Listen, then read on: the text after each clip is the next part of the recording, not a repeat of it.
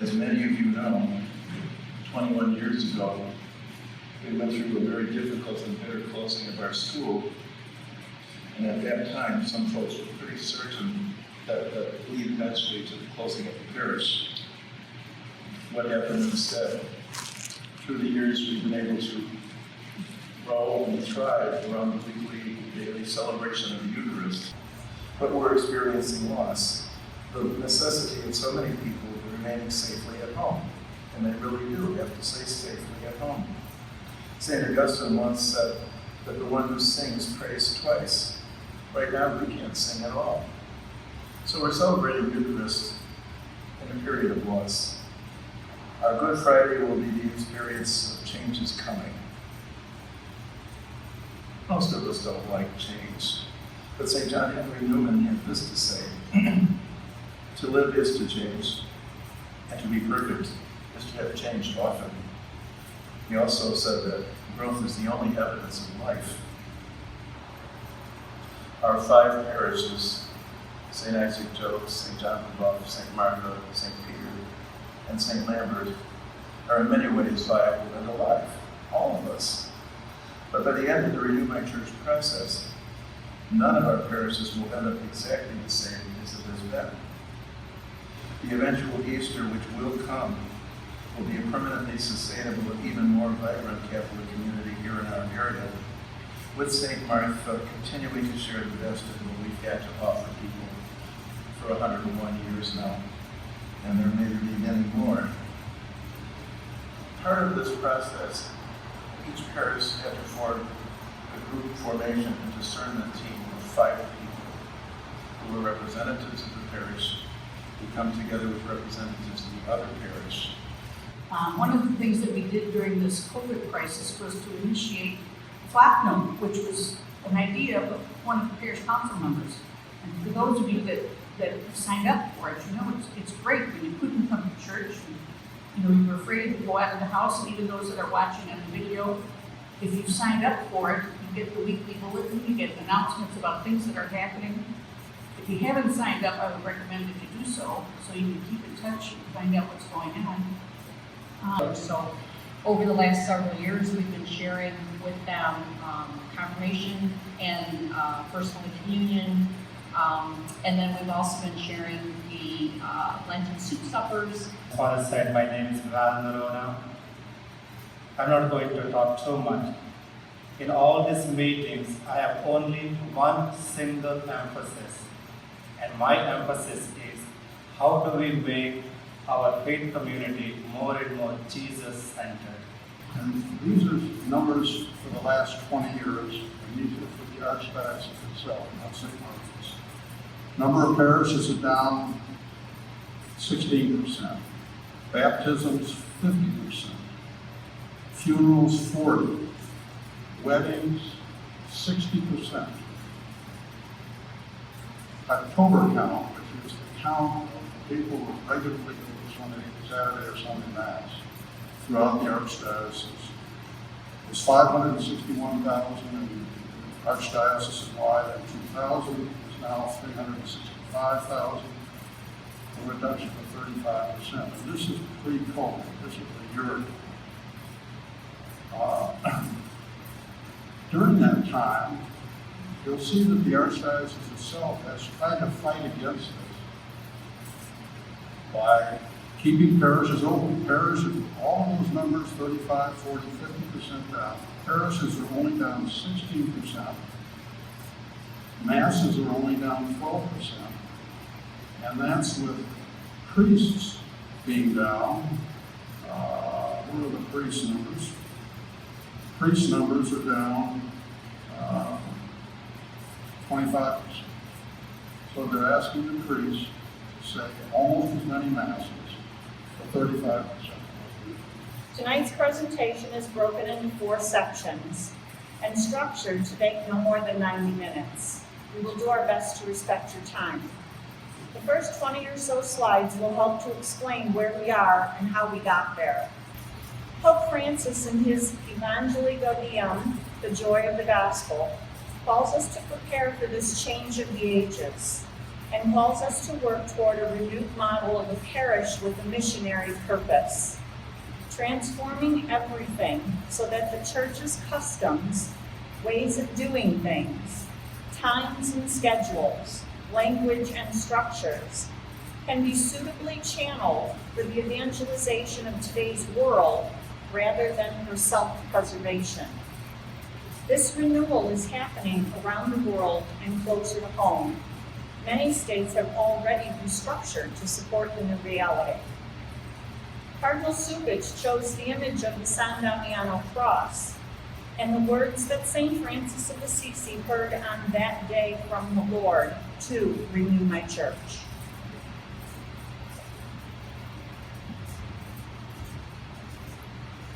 So our hopes for tonight. We want you to be grounded in the overall vision of Renew My Church, the parish grouping rollout, and the process for discernment and decision, which is the first part of the Renew My Church process, which is where we are right now. Begin to understand our grouping's current realities. You'll be introduced to key realities to be considered. And Bill McIntosh mentioned a lot of them already. The grouping feedback and discernment team, which is us, and you'll see GFDT a number of times in the presentation, will report out what they've done at their meetings to date. So they've already talked about a lot of that. And we'll have more Q&A. One of the things that everybody seems to be most concerned about is the scenarios. Scenarios are all of the possibilities of how our 5 churches could come together to serve our community at large. We won't be talking about scenarios tonight, that will be in the next meeting. So some ground rules for tonight. We want to model respect, collaboration, and openness to the Spirit speaking through all of us. Please turn off or silence your mobile devices. Refrain from taking pictures or video recordings of slides or presenters. And I would ask you to look around. Does everyone look familiar? One of the churches said that we could have, that they had some news media in their presence. And we are really trying to keep this a parish meeting in a safe environment so that everyone feels comfortable expressing what they might have on their minds. So why are we here? We are called. So we're going to talk about where we are and how we got here. So where we were, all of us, I'm sure, have had lots of conversation over the last 10 or 20 or 30 years. Culture was more Christian, open to faith, enabled people to live their faith, and recognized religion as an avenue for spiritual life. Religion and spirituality were connected. They weren't an either or. You didn't say, I'm not religious or I'm only spiritual.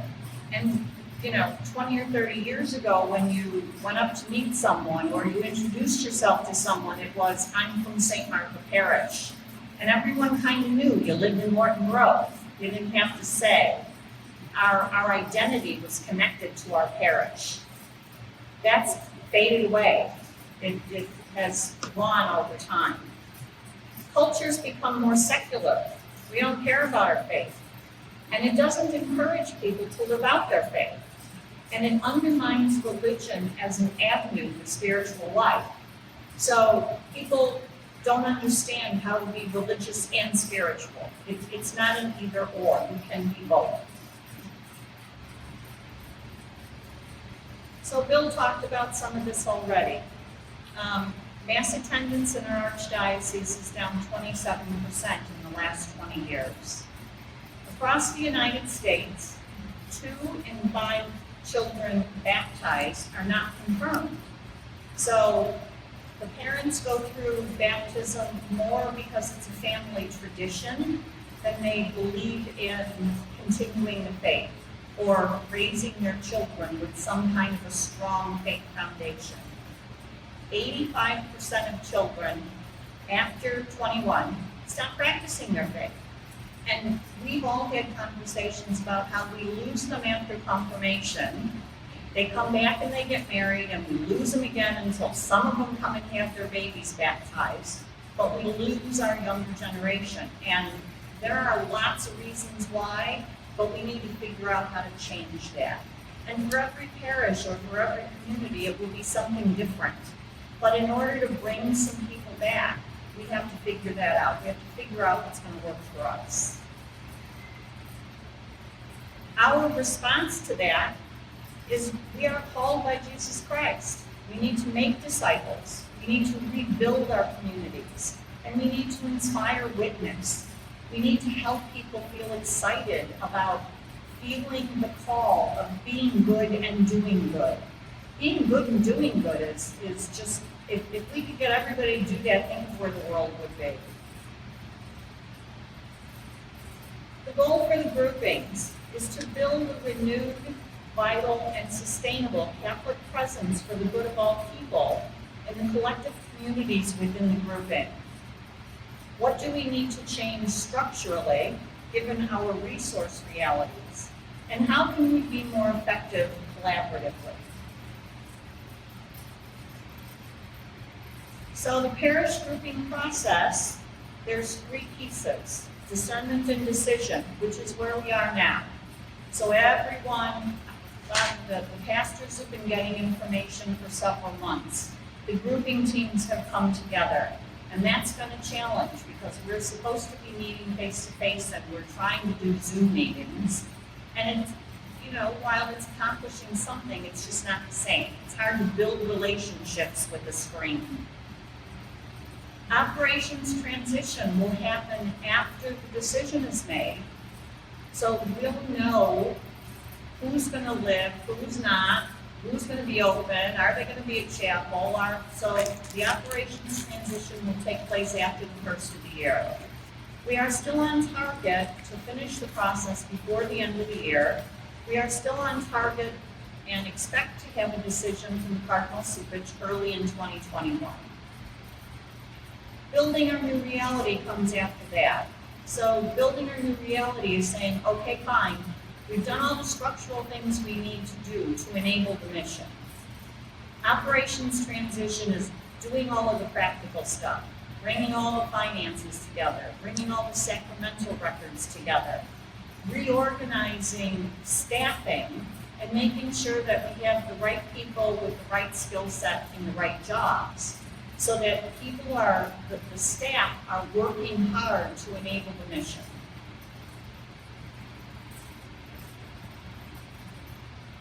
This phase of the process, this discernment and decision process, one of our goals is to connect to the larger Renew My Church vision and begin building toward a culture of evangelization. That's what Val was talking about, and Val's going to help us get there. Build relationships across communities within the grouping. Debbie talked about how St. Isaac Jogues and St. Martha have been working together for a number of years. We haven't done anything with St. Lambert's. We haven't done anything with St. Peter's. We haven't done anything with St. John the Baptist. So there's a lot of work to do to try to help our parishioners come together as one church. Regardless of structure, we have to come together as one church, support each other, come together. We have to understand the current realities. So our current realities are, we've got 5 churches, we've got 5 campuses, we've got 5 rectories, there's lots and lots and lots of stuff in our current reality that has to be evaluated and determined. What do we do with all of this? What do we do with the buildings? What happens with the people? Where's everyone going to go? Where's Mass going to be? The 5 churches have about 25 Masses a week. None of them are full. We've all talked about the fact that, Mass attendance is way down. So, do we have some churches open part of the time, or do we share areas? So there's lots of looking at our current realities. We have to evaluate our structural options. One of the things that Peggy mentioned is all of the churches went through an inspection. The inspection team consisted of 3 different people. We had an architectural inspector, We had a mechanical inspector, and we had an interior inspector, and they're doing all of the churches that are involved in the grouping process. So there are 44 churches right now going through this grouping process in the diocese. In that process, the inspectors are responsible for determining what is the structural stability of each one of the campuses. Is there a lot of deferred maintenance? Are they looking at $250,000 for a new boiler system? Do we need a new boiler? So that as we come together, we can take those realities into consideration as we think about where we're best going to support our parishioners. At the end of all of this, through all of this, our main objective is to provide the RMC Commission, Renew My Church Commission, with feedback so that we can feed it into a report that will go to the Presbyteral Council and ultimately go to Cardinal Cupich to make a decision. So that's why all of this is happening. So the structural decisions work like this. The RMC staff and the Vicariate team, which is what we are right now, have been meeting. The local grouping pastor, the parishioners, and the grouping team will provide input and feedback. That goes to the RMC Commission. From the RMC Commission, it goes to the Presbyteral Council. The Presbyteral Council is a diocesan group, priests from all over, who will look at this through a different lens. People will be more objective. They're not going to have the emotional ties to their vicariate or their town and they will help us objectively evaluate what's going on. And at the end of the day, it's his decision. Cardinal Cupich started this, it's his decision. So right now we're going through two types of meetings. We have grouping conversations, which happens with the 4 teams and the pastors and the RMC staff.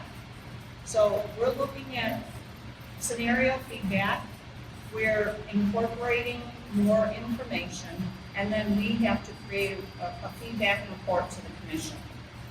And then the parish conversations, which is where we're sharing with you and gathering your thoughts and comments. So we're enabling input gathering from the broader parish, and we're trying to keep the parish informed about what's being discussed. Scenarios. Scenarios are the possibilities regarding new parish and school structures within the grouping that enables spiritual renewal among those communities. The status of the parishes and the church buildings. So a number of things can happen. The churches could remain open with the current structure. We can unite with another parish and all the church buildings remain open. We might unite with another parish and some of the buildings close. We don't know. And we don't have to worry so much about the school piece. St. John the Baptist is the only one of us with a school. So we don't know what's going to happen. Here's just a diagram of what some of the pictures might look like. In this little sample, we have 3 churches, St. Michael, St. Gabriel, St. Raphael. The first scenario, there's a new unified parish, so Michael and Gabriel come together, and St. Raphael stays on its own. In the second scenario, there's 3, St. Raphael, St. Gabriel come together as a new unified parish, and St. Michael's closes, which means all of the parishioners from St. Michael would go to the new unified parish. In this unified scenario, more often than not, parishes choose a new name. So it's something that's more representative of the new community. Something to remember, Renew My Church is a journey, and I mentioned this before, spiritually, to re-encounter Jesus Christ's disciples and parish communities, and structural, to ensure our parishes have adequate resources for vitality.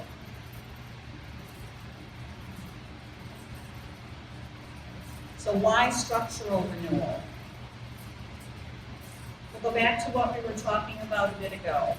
Our model of parish life was built for a different time. Parishes in the city were built in neighborhoods where people could walk to church. People aren't living in those little tiny communities anymore. People have moved out to the suburbs. You'll see in a couple of slides how the migration, the demographic migration has shifted in the Archdiocese of Chicago. So here you can see we are Vicariate 2, which is the pink area on the map. So Vicariate 2 is down about 1% from 2000 to 2014. So we've been a relatively stable area. You can see Vicariate 6, which is the orange area on the lower end of the diagram. Vicariate 6 is down 11%. So 11% of their population has left the area, and yet all of those churches are all still open. And so they're running churches with far fewer people. You can see Vicariate 1 is up 7%. So many more people seem to be moving north.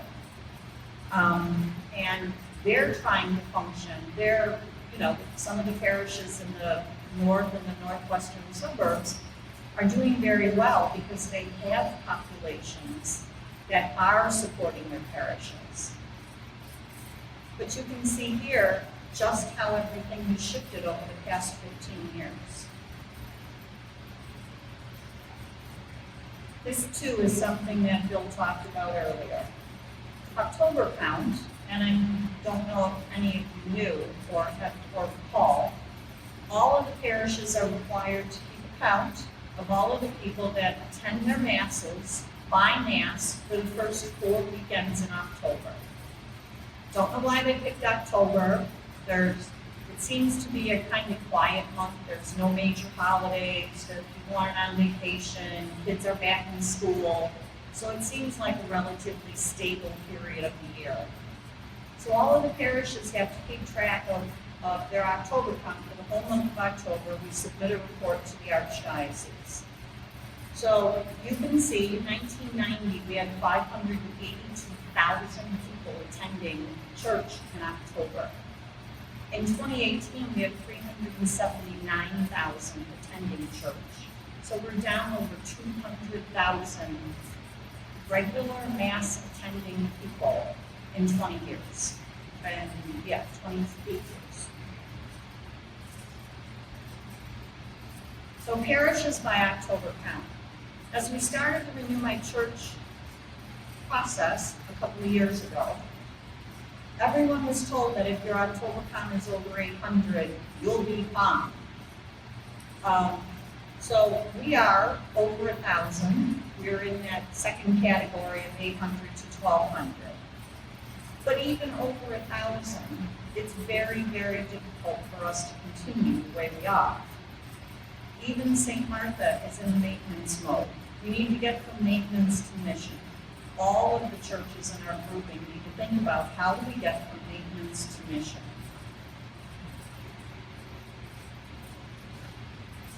And we talked about the priests.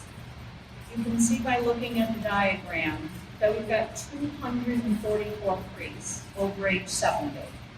Normal retirement age for priests is age 70. So we have been blessed. I don't know where he is, but we've been blessed that Father Dennis has been extended for as long as he has.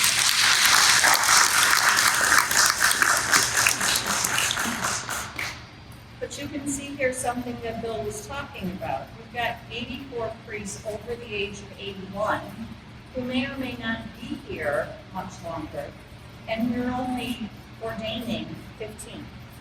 So we've got 15 coming in, and we have dozens going out, and we can't sustain.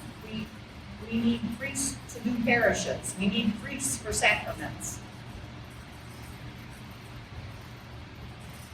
We have to invest in ministry to make disciples. We need to invest in people to build a community.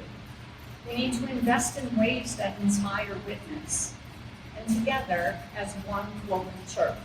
So the 5 of us need to come together with all of the parishioners in Niles and Morton Grove and Skokie, and come together to figure out how we best support our community.